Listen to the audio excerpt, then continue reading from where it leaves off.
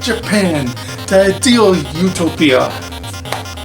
See, get it? Japan is definitely our type of country. I always admire Japanese culture from afar. Yeah, you think of the different cartoons out there like Astro Boy, Transformers, Dragon Ball, Pomos Underpants. It was shocking, man.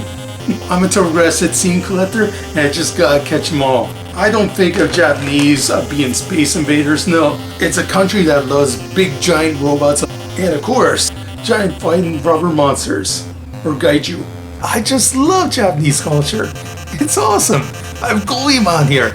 Not Kid Yang, Goemon. Japan is just amazing and it saved the video game industry. Even though Atari was based on a Japanese name, it was an American company that kind of shit the bed and almost killed the video game industry as we know it. At least in North America. Because in Japan, oh yeah, it was doing just fine. In 1983, the Famicom just released there and they knew they could bring it here to North America and would sell like hotcakes. Now the stores would say, oh no Nintendo, we don't want any video games here. So please, would you kindly fuck off and get out of our face. Oh yeah, we got robot games here, bitch. A few years later, this became an amazing success. Video games were officially back. One Japanese video game system really interested me, and that was the PC Engine, yeah. Well, the Famicom was a big hit in 1983 and pretty much dominated the industry for 4 long years. When this system came out, yeah, just 1 year in its lifespan, it already became the top selling video game system, dethroning Nintendo at their own game. So what made the PC Engine so amazing? I hold in here in my hand a real PC Engine console. Super tiny, lightweight, and it takes these very minuscule credit card like games. This is amazing. So sleek, so stylish. This definitely seemed like the future of video games. Instead of big, bulky, like rectangles that I've seen on the original Nintendo, this was a work of art. Amazing, well-designed console.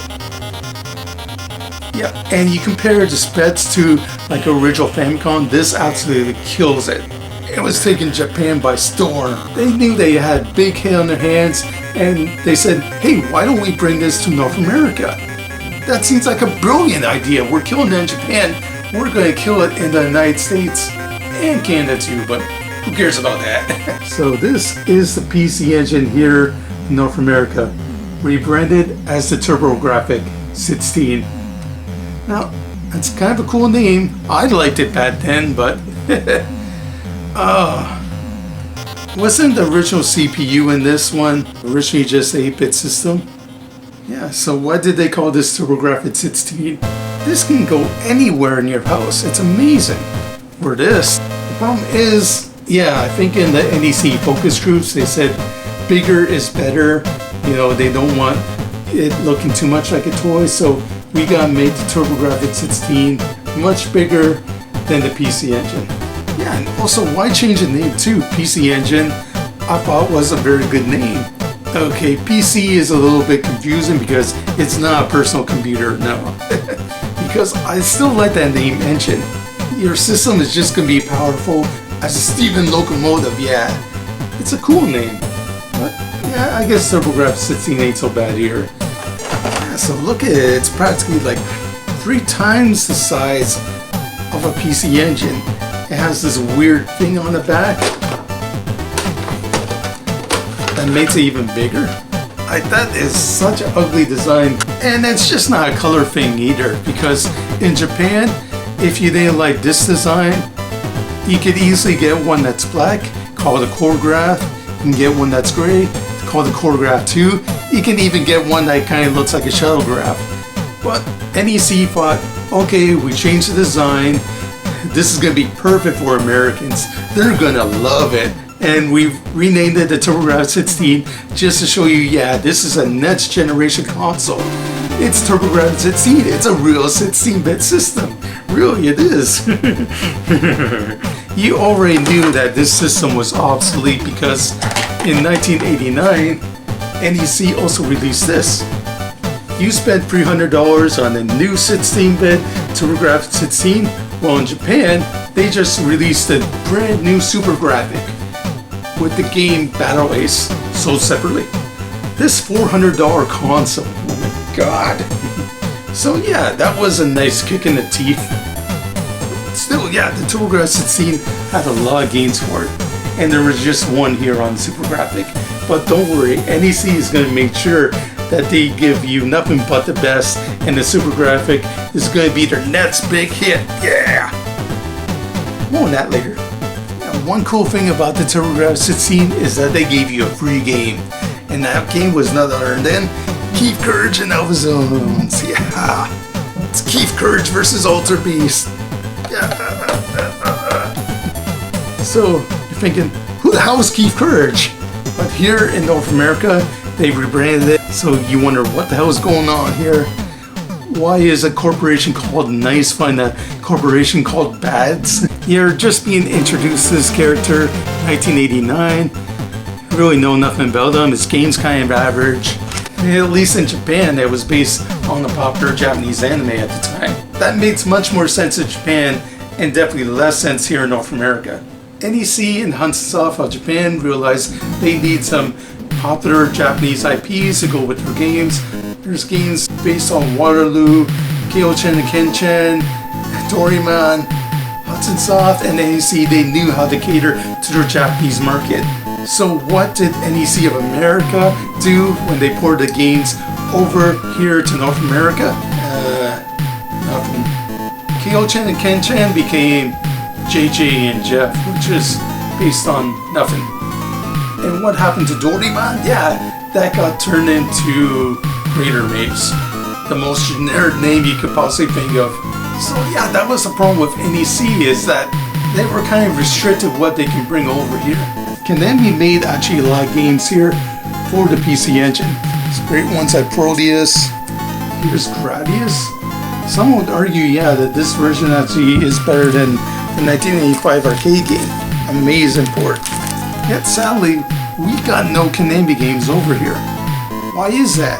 Here, I think Nintendo is to blame more than NEC, because I'm sure Nintendo of Japan said, you know, Konami, go ahead, release games for PC Engine, you know, Mega Drive, it's alright, we won't get too mad yet. But I'm sure Nintendo of America thought differently, because there was very strict rules if you're going to be a licensee for Nintendo. They knew they were the shit. They had a huge install base, just in America alone. Say you're a video game company and you want to release different games on different consoles, well, Nintendo said, no way. It's Nintendo or nothing. Like a cool game like Splatterhouse on the TurboGrafx-16, you would never get that in North America here on original Nintendo. Even though there's a lot of great games for TurboGrafx-16, you got your Splatterhouses, your Bonk, your Air Zones. Yeah, I could easily do a montage of several great shmups here on TurboGrafx-16. But let's do that now.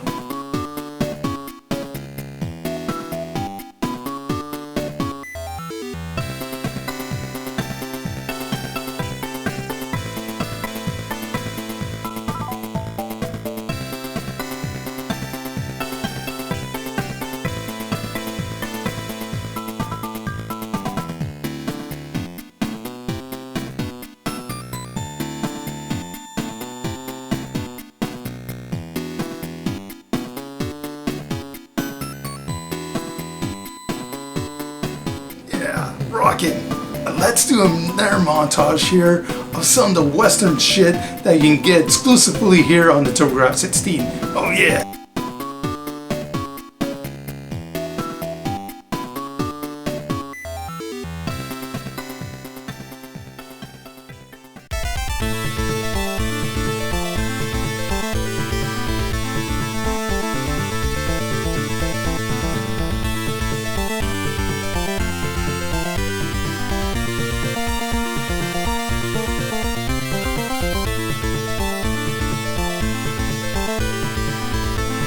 Okay, maybe that wasn't so good.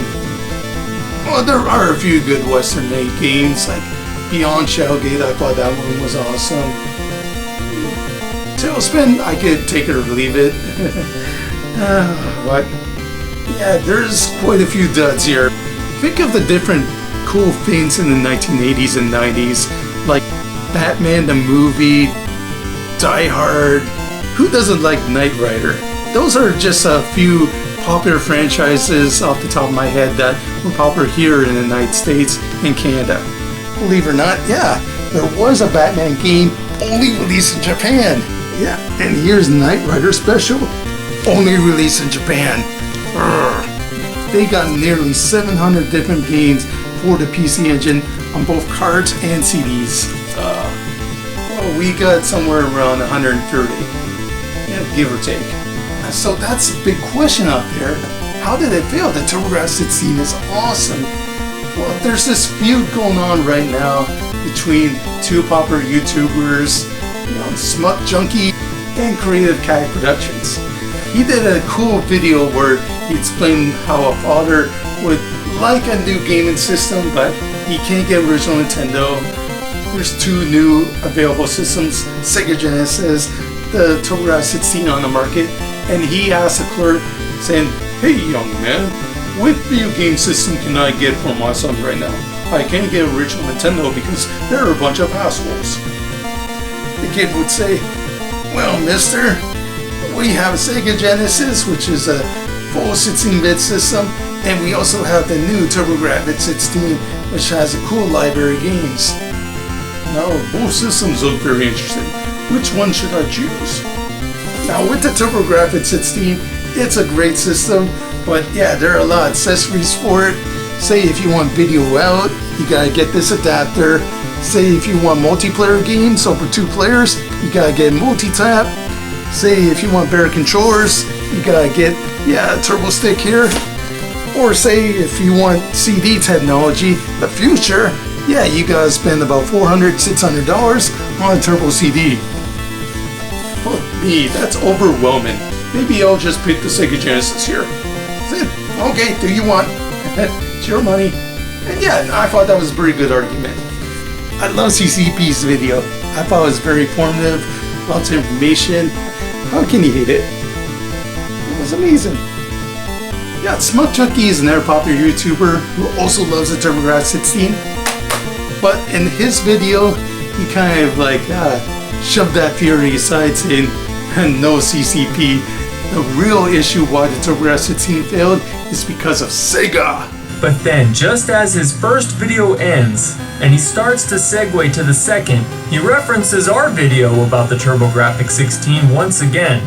Theories abound, from blaming the expensive CD attachment to parents being confused by the advertising and accessories. There's just one thing. They're mostly rubbish. Rubbish? Our explanation about the failure of the TurboGrafx-16 is rubbish? Really? But was Sega to blame for the TurboGrafx-16 failure? Well, yes and no. But did Sega totally hate NEC? Well, not really, because look at this. Sega actually said, hey, if you want to release some of our games here in North America, you can. There are games like Space Harrier, Fantasy Zone.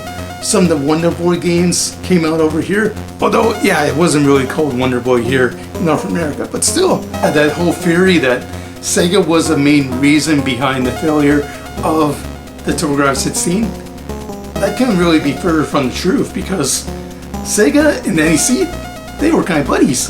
NEC and Nintendo definitely weren't. Okay, so they made some good videos and all, and I'm not calling them out just to make fun of them or anything. No, I'm making fun of them and fucking calling them out because they thought that there was only 1 or 2 reasons why the TurboGrafx-16 failed. No, there's hundreds and thousands of fucking reasons why the system failed. You got your bad decisions, making systems way too fucking big, taking way too long to release the system, not having aggressive enough ads, not actually showing ads where they need to be seen. Why can't I buy this system at a department store? Why do I have to go to a freaking store like Radio Shack to get one? There's a myriad of reasons why the TurboGrafx-16 failed. There's not just one. But seriously, they're great videos, I don't want to rag on too much. Yeah, sure, you may call yourself the shoot 'em up junkie, but I'm not junk. I'm video game shoot 'em up royalty. I'm letting you suckers know who the real OG is. I'm just not here on the TurboGrafx-16 bandwagon because some of these games are rare or exclusive or, you know, they're fun to play and everything. No, I was there in the trenches in day one, 1989. I got TurboGrafx-16 over Sega Genesis and I loved it. And I still love it. I still have all the games for it. Yeah, but in all fairness, I love those videos. I love that more people are talking about the TurboGrafx-16. Yeah, and some of these videos out there are great, but sometimes I just gotta remind these people out there that, yeah, I'm the champ, baby. I'm the champ for a reason. Let's watch some different videos on the TurboGrafx-16. We have Rondo of Blood, Akumajo, Dracula, Chino Rondo. This is such a phenomenal game. I would say this is the best traditional 2D Castlevania. Now, I'm like early stage, like before Igavania's happened, before we got the Metroidvanias happening. You've got to play the PC Engine version of this game because it is so good. You can control the, like there's what, 3 different characters you can control in this game? You can only play as 2. Richard Belmont and Maria Renard. 2! This is your second favorite PC Engine game of all fucking time, and you don't know that's only 2 characters that you can play as? Okay, made some good points. Can't get too mad. I guess I'm not supposed to be able to reach that D. Come on! I'll stun him with my gun, then bounce off him. I just gotta get one of them over to the D. Fuck! I give up. There's a whole game ahead of me. Fuck the D. The D can suck my dick.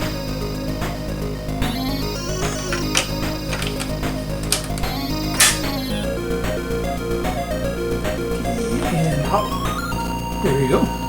What's in their argument here? I see this from time to time. Yeah, I go to reviews a lot, and he also brings up the fact that, yeah, so imagine you're a young kid and you're looking for the perfect game to play, and then you see something like this. Horrendous artwork on one of the best arcade ports ever. Like, this is terrible. It looks flat. Yeah, and that's not the only bad artwork either. The TurboGrafx-16 is notorious for some horrible box art. Look at this. Yeah, some good stuff did go through and everything, but this was released much later.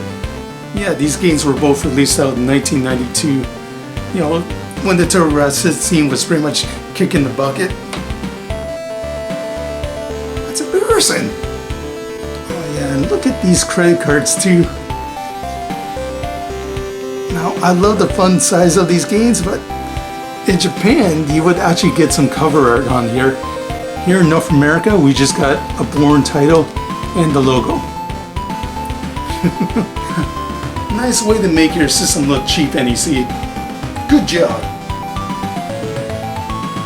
Yeah, so who else is to blame for the failure of the TurboGrafx-16? Well, how about NEC themselves? Now, it's not to say that everything in Japan was going well for the PC Engine, because, yeah, even though it was like the best selling console in Japan for a few years, yeah, that success didn't last. Just let's go back to the Super Graphic. It wasn't the power that most people were expecting. And yeah, I'm holding here 5 games, the entire lineup of the Super Graphic itself. The PC Engine 2 flopped in Japan. Yeah, there are actually some very good ports out there if you spend their $100 and get something like this. So you can play some awesome games like Neo Geo classics like World Heroes 2, Fatal Fury Special, and a few others. You can also play a weaker version of Strider. It's okay, but you compare it to the original Genesis version, the Genesis one had excellent parallax scrolling, less flicker, just more detail in the graphics. It felt like a much better arcade port. Well, the PC Engine CD arcade version doesn't have parallax scrolling in the background, you have constant loading screens, and it came out 4 years after the Genesis version. Strider on the PC Engine CD-ROM Super CD arcade card, Yeah, gets a thumbs down. But I'll have to give that one a full review in the future. Yeah, just so Jason Relaxation can punch me in the face again for reviewing a Strider game. Speaking of failures, here we have NEC of Japan fuck it up yet again with the PCFX. This was the grand sequel to the PC Engine SuperGrafx, but now we have this all new grand CD-based system. Yeah, too bad most of the games are just full motion video, and they sucked. It was awful. It was terrible. Don't buy it. It's a horrible gaming system. Ugh. You're better off with the PC Engine, but that just goes to show you that even NEC of Japan, they were fucking up too, just like NEC of America. So we have worldwide failure. Yeah, they changed everything. The name, the size, the controller port. Yeah, you can't even play PC Engine games on the TurboGrafx-16. It's all region coded. There was like no popular American licenses. We did eventually get Darkwing Duck. Yay. But the thing is, this came out in 1992, and that game wasn't very good. But maybe Darkwing Duck could have been better if it was under a higher budget. But the thing is, NEC of America spent all their money redesigning the TurboGrafx-16, and they took forever doing it because this came out in 1989, or this came out in 1987.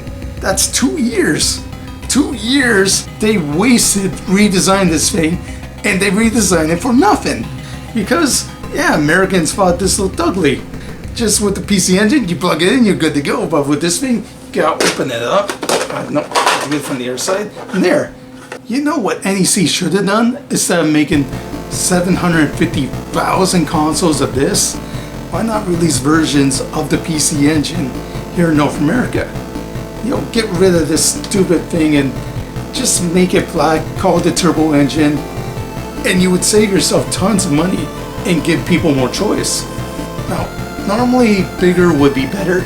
Like, wouldn't it be awesome if the TurboGrafx-16 had more features to it? Say you can put like 5 player ports instead of having to buy a turbo tap, or say, you know, it already had like video out in the back. That would be awesome, but they didn't do that. They should have gave you the choice. Say you want a smaller model of like the TurboGrafx-16, yeah, you just get one controller, the base unit, a couple hookups, and that's it. And sell it for like, I don't know, 150 bucks. They sold this giant monster here for $200, and it has exactly the same features as the PC Engine. Like, there's no upgrades.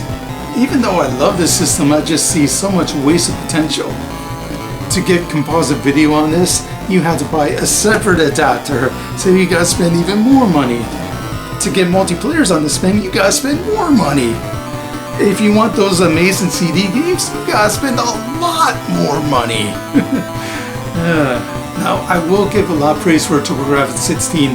It had a library of amazing games: Alien Crush, Blazing Lasers, a near perfect port of R-Type Vigilante, the legendary Ats, and if you play Keith Courage for a bit, it's not really that bad. The only bad games I can really think of is when you get the Turbo CD and you get the launch game Fighting Street and realize it's a huge fucking piece of shit.